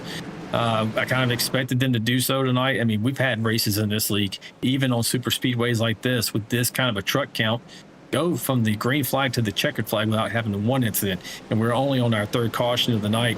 Let's hope this is the last one and we get to see a great green flag finish here. The 51 right now is your leader, with Greg Klein second, Dustin Eaton third. Andy Player is fourth. Actually, they're probably inverted there. They keep moving forward of each other. Everidge is in 5th, Schoenbacher 6th, Osborne 7th, and George Rincon 8th, Jack Dixon 9th. 10th is Dustin Wade. That's your top 10. And the only playoff driver in the top 10, Ricky, is Dylan Bryant in first place. Yeah, if he's able to hang on to this with the damage and get this kind of finish and all the others get a bad finish, it's going to be hard to beat him for the title. I mean, he's going to have a really good gap going into Martinsville next week. Yep. This is an 18-week season. We're in the last 3 races of that 18-week season. And once you pass week 12, they do get a couple of drop weeks for the entirety of the season. But after you start the playoffs, there are no more drops. So every race counts. If you have a bad race, it's not going to be removed from your record. So this is where we're at. It should be exciting. Hopefully it is exciting to the very end and we don't just have a quick caution. And Greg Klein, somebody that's not been up front at all this race, he's been in the lead pack, but now he's got a chance to win it. You can't see the flash, Kyle. People have tried. Yeah, absolutely. You got Eaton up here. You know, Eaton, he's a great super speedway driver as well, and awesome pusher. I'm curious to see how this is going to work out. You got Verdi out there saying, come on, 16. That's Kyle Vaughton, 16. Here we go. Control of the race is back under Dylan Bryant once he gets to the restart zone.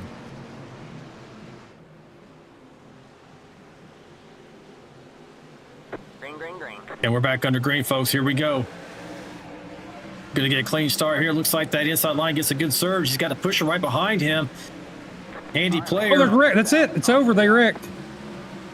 Are you shitting me? Wow. Wow, that's gonna be it, folks. Man. They may still try to race it out here, but it should be over. No, that's it.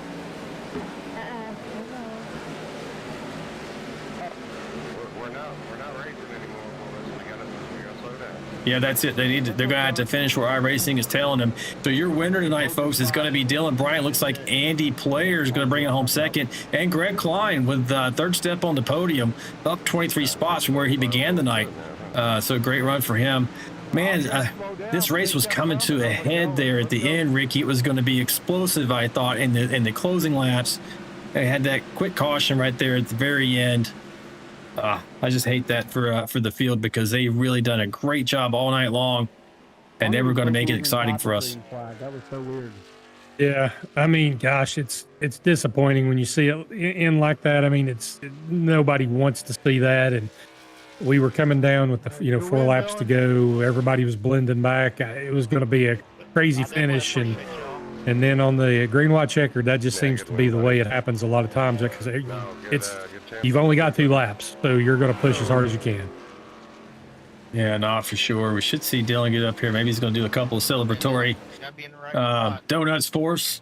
And don't go anywhere, folks. We see 30 of you out there. Make sure if you haven't already, like, subscribe. We're on a line broadcasting this outstanding league every Monday, Wednesday, and Friday night at 9 p.m. Eastern. Make sure you like, subscribe, and so you don't miss any of the action, hit that notification bell. But don't go anywhere right now. We're about to interview your top 3 podium finishers here, Mr. Bryant, Player, and Klein. We'll be right back.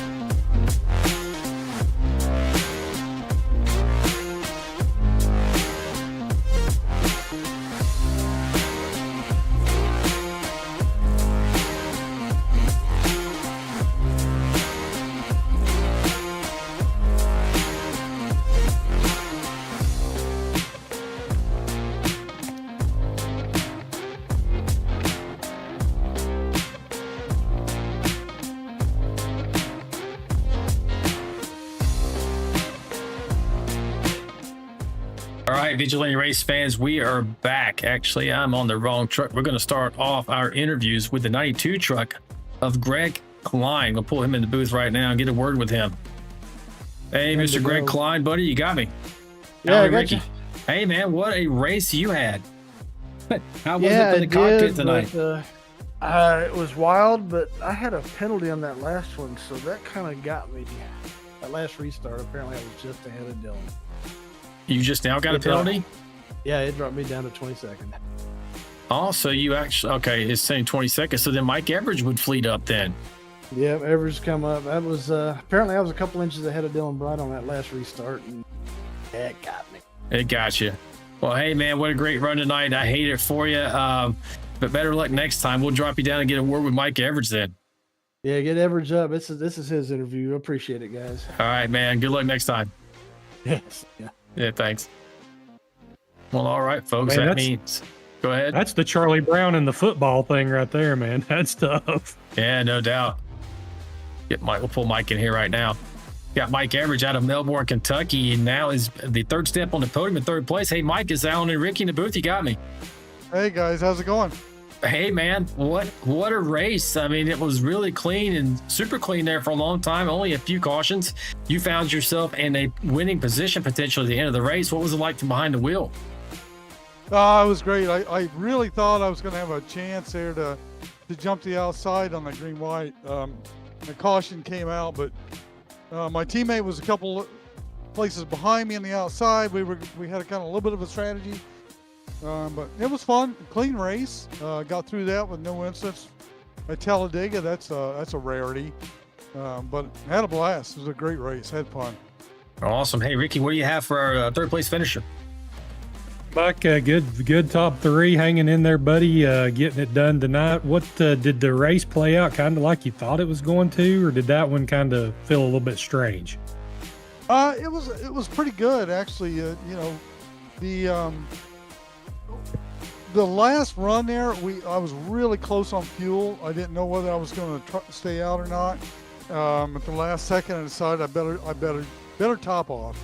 Don't want to run out on the last lap, and I came out of pit road just as the caution flew.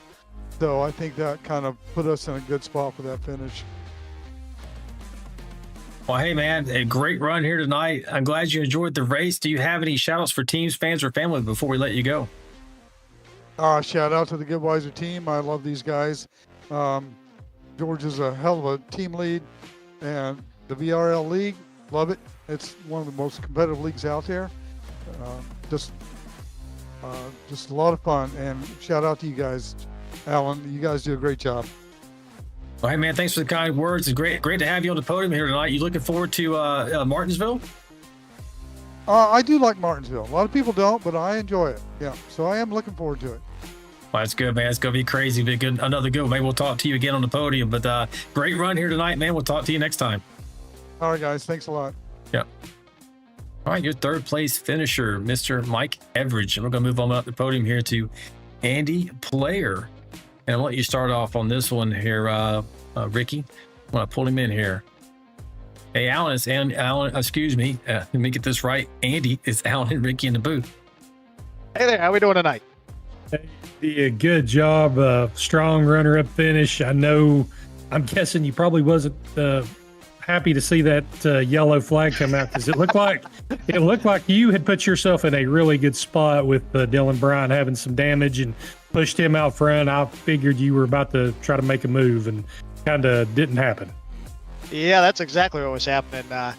We got a decent restart there. I kind of figured he was going to go on the green because you get such a run here. If you really try and go early, then the field just comes up on you like a freight train, so it puts you in a bad spot, and that outside lane just blows by everybody. So I kind of anticipated when he was going to go. I guessed correctly, and we got up out in front of Greg, and I popped right outside of him. I thought, okay, this is a good spot to be going into turn 1 and 2. I might be able to kind of jump up there and take the lead, and then we got the caution real quick. So it was what it was. I'll take a second place. I'm pretty happy with that. Getting out of Dega unscratched is always a good thing. Yeah, man. I mean, you're up plus 11 for tonight's race, and you're widely considered the strategist of your team. Did this kind of unfold the way you expected? Kind of, sort of. Vegas more avoid the chaos than strategy for the most part. But, one of the things kind of figured out here is which group to pit with. So that was kind of the big thing of figuring out when to make those pit stops coming in with the field. Pit first lap, pit second lap. Craig made a good call. He had a good call to get back on the lead lap there. He's like, you know what? If his only strategy was to stay out there another lap and hope that there was a wreck when everybody came out. It kind of worked out good for him, so he got that lucky dog and kind of get back on the lead lap, pick up a few more spots there at the end. But that was his call, not mine. But No, yeah. Like I said, this was not much of a strategy. It's just kind of on a wing and a prayer, hoping you make it to the finish to be there at the end. So. Well, yeah, I mean, he improved the spot a little bit. Yeah, I think he finished 17th. He certainly had some bad luck at the beginning of this race, but he hung in there, and the opportunity would present itself. He could have got back into this if we had a little more carnage throughout the race.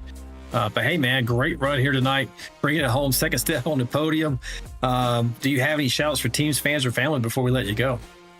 Yeah, obviously with my wife, again, she puts up with a silly hobby that I've had for quite some time, so I appreciate her support, letting me come down here in the basement, spend a couple hours with y'all. So obviously appreciate her support. My teammates, Team Tang, we got Kevin Hunt, we got Greg Goodenough, and then Mr. Dustin Eaton, a good group of guys. Really enjoy racing with them, so thanks to those guys. Obviously McConey Setup Shop, appreciate all their support over the years. Been with them for quite a while now, and always nice to get a good finish for them. And heard you talking about them on the Monday night broadcast too, so appreciate that. And all you guys do, putting on a great show for everybody. And obviously thanks to Lori for putting up with our business out here.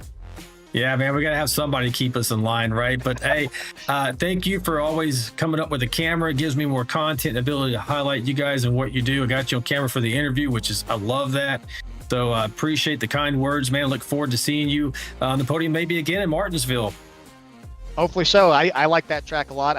I'm gonna miss Ricky out there. He's always been fun to run against. I think one of the best times I've had this league was running about 15 laps door to door with Ricky at Martinsville a couple years back, and gonna miss him out here on the track next week. Yeah, I've had a similar experience at Richmond. I just couldn't get around that guy, man. But anyway, hey, man, we'll see you in Martinsville. All right, sounds good. Appreciate it. See you next week. Thanks. Yeah, good night. Yeah, I remember that one race, man. That was so frustrating trying to get around you. And we're going to move on. Yeah. Go ahead. Yeah. See if we can get on the top step of the podium here with Mr. Dylan Bryant. Pull him into the booth. Hey, Dylan, sounding Ricky in the booth, but you got me. Hello? Hey, man, you got us. Yes, sir, I got you. Hey, man, did you expect to bring it home on the top step here tonight? No. No, man. I'm just speechless. I don't know how or why I got the most luck tonight. The competitive side of me wish it stayed green, but then again, I had damage, so I'm glad that the caution occurred, and I know that hurt Pope and Gaines and Greg. So, but man, I'm excited. Like it's just I don't know, man. These plate tracks are wild cards, and your hands is in the person pushing you, and it I'm just shocked. Well, hey, man, this is probably the start to the championship round that you really wanted. You're about 23. Now, we don't have, the admin's going to have to go through and look for any kind of incidents and maybe even bonus points. But right now, you're showing 23 points to the good in the lead for this championship. I'm sure that's got to make you feel pretty good going into Martinsville. Oh, wow. Yeah. There's great. Martinsville was a little bit of a wild card too. But I'm dang good at Martinsville. So, hopefully I can just do the same things I have been doing, and of course stand on top as the champion. So definitely the cards are in my hand, and yeah, I'm gonna try. I'll try my best. I hear you. Hey, Ricky, what do you have for our champion tonight? Dylan, the one thing I'm gonna say, it's actually a statement. I know that you was disappointed several times this year. You was just asking, how could you get on the top of the podium? I think that you pushed all those Vegas poker chips in tonight, because I saw you in 3 or 4 crashes that you was able to maneuver around of like you was Houdini. So I think you cashed those poker chips in tonight, brother. Yeah. I just hope I didn't use up all my luck tonight. But yeah, I think I finished the race with like 37.5 seconds of damage. So definitely, if it weren't for that caution, I was expecting to at least get past, because my truck was definitely faster pushing, and then of course I was gonna try to bob and weave on the last lap, but I think the last caution got me. So. Oh, yeah, for sure, man. Hey, congratulations. Great run here tonight. We take these wins in the VRL however we can get them. If it, hook or crook, I'll take the podium top step every time. But hey, man, great run. Awesome for you to be able to start your championship prospects off right. But before I let you go, do you have any shout outs for teams, fans, or family? Yeah, family and the fans that tunes in. I got like 3 or 4 of my friends that work that tunes in every race and stuff. So shout out to them. Also to All-Star, Jack, Albert, Burke and stuff. It's a great team, and they are definitely there to help me out and stuff. And so I'm definitely going to try to bring home the championship for team All-Star, and also everything that Lori does for the league and stuff. She is great, and of course y'all, man, y'all definitely knock it out the ballpark, and stuff every week, and I definitely enjoy going back and watching the broadcast. Well, hey, man, we appreciate you. Looking forward to seeing you in Martinsville. You survived that and come out of there with the lead. You definitely got an excellent shot in Phoenix to take home the ultimate trophy here, the VRL Cup. But hey, man, congrats again, and enjoy this one. All right, I definitely will. Have a great night. You too, man. Good night. All right, good night. All right, man, that was your champion right there, Ricky. And you mentioned to me behind the scenes a moment ago, we can go back and take a look and see what that last incident, how that went down.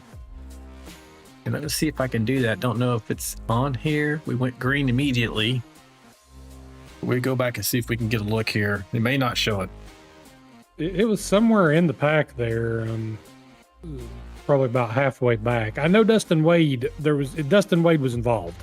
I can say that. See these guys. Here's the white flag there. Here it is. This is most likely what we're talking about. This is the start right here. This is the last incident that we didn't go back and cover because we wanted to watch the end of the race there. It looks like 47. Oh, yeah. Back and look at chopper view on that.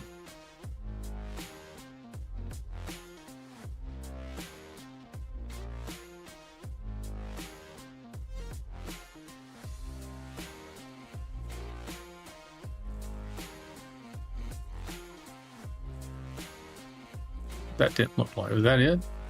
It must. I think it has to happen somewhere right behind this. Here it is. Oh, right there. There it is. Just gotta get further back in the pack. There it is, right there.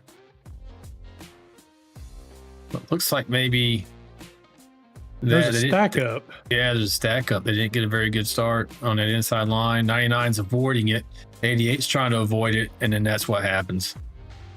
These guys just end up. And that's what brought out that final caution and brought this race to an end. You see the 7 championship driver involved in there too. The 99 machine involved, and he had a rough night tonight. And that was it, man, right there. Let me see if I can. Also going to go ahead and head over and go through the results. I'm trying to spit it out here, folks. Sorry. All right, so here we go. Dylan Bryant, Andy Player, Greg Klein, Mike Everidge in 4th, Dustin Eaton 5th, Schellenbacher 6th, Osborne 7th, George Rincon 8th, Jack Dixon brought it home 9th, and 10th place, Dustin Wade. Then you had Greg Dobson, Andrew Cawthon, Dave Mayberry Calvott, Dion Jones, Scott Milner, Craig Goodenough, Trevor Robertson, John McAdam, and Albert Anderson. And bringing it home in 21st, Tim Pope, Mike Adams, and John Gallagher. And 23rd, 24th, Tom Bears, 25th, Kelly Kill. Man, rough night for him, it being up front all night. Chris Goins, 26th, and 27th, Scott Roney. He was knocked out super early in this race. And that, folks, is going to do it for tonight. As you see the 51 on your screen there, tonight's champion. Man, I don't know, Ricky. It was a great race. I was really looking forward to this last few laps. I wanted to see how it played out, and I feel a little bit robbed of that. Yeah, it's but Talladega, you never know what's going to happen. It was a good race overall, though, and a lot of strategy. And then Dylan Bryant, somehow he was able to avoid all the chaos, and man, he has put himself in a really good spot going into these last 2 races. Yeah, absolutely, he has. But hey, man, I want to thank you for being here. I know you kind of out of town, but you made it work remotely for this broadcast. That's awesome. And as always, I want to thank my beautiful and talented wife, Lori. You heard the drivers talk about it, and I can't laud her enough for what she does for me, my family, and me and the drivers of this league. She makes this happen. So with that, folks, we're off to Martinsville next for the penultimate lap, or race rather, of the season 12 in the VRL. Until then, race fans, remember, stay sharp, stay fast, stay vigilante, and we will see you next time. Good night. This ain't your mama's racing stream.